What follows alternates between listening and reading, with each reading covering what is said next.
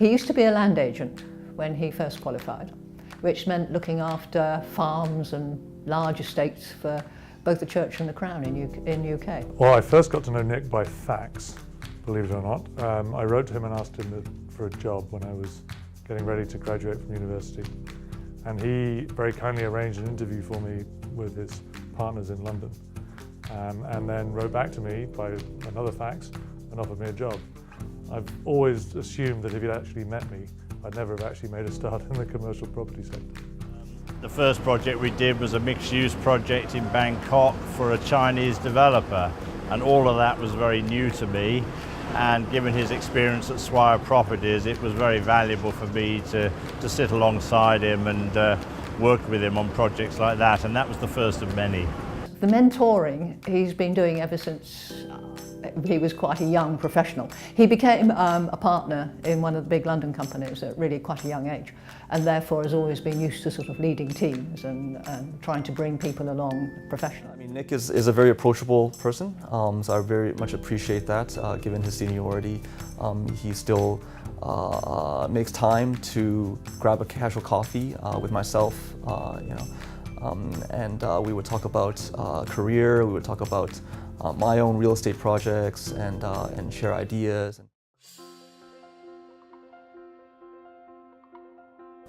Well, I arrived in Hong Kong in 1980, asked by Swire to come here and help them with the development of Taikoo Shing.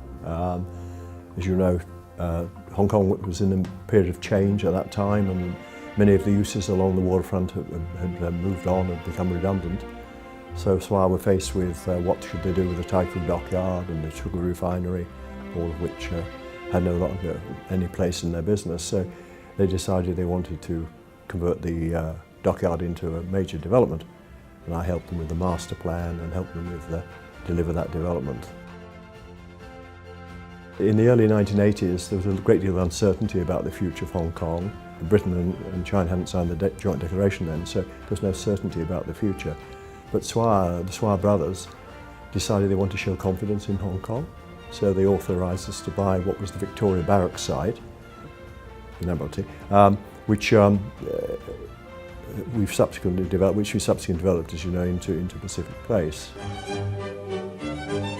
Pacific Place, a bold concept which will encompass a staggering 6.5 acres of commercial property, complemented by 16 acres of surrounding parks and gardens.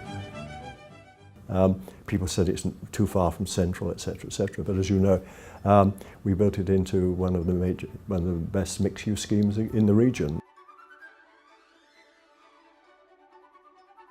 I think Nick is a person that spearheaded the efforts to establish the Science Park as a cornerstone for the Hong Kong innovation and technology ecosystem.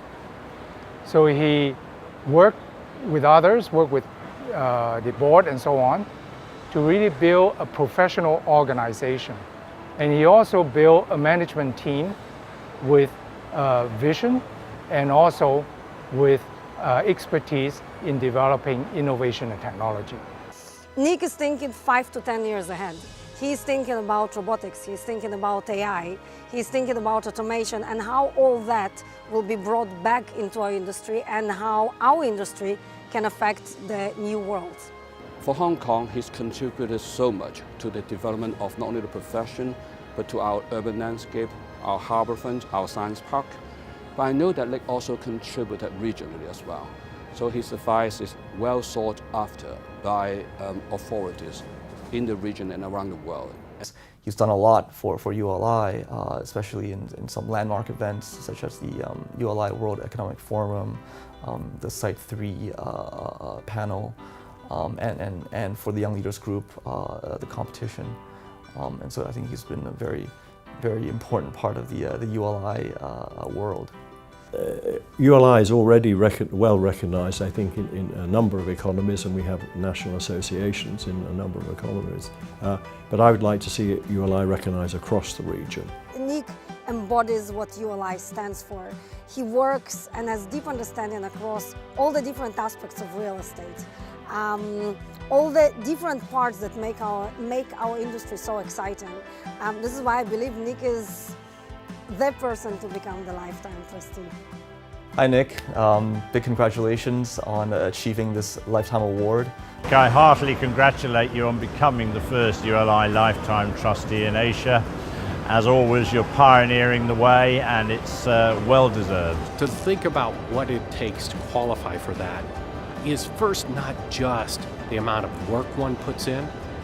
It's not the number of committees, the chairmanships, all the hours. But in fact, what it is the character of the person. It's one of those when you know it, when you see it, because they embody ULI's mission.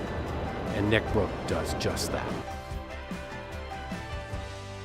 You have to believe. You have to believe.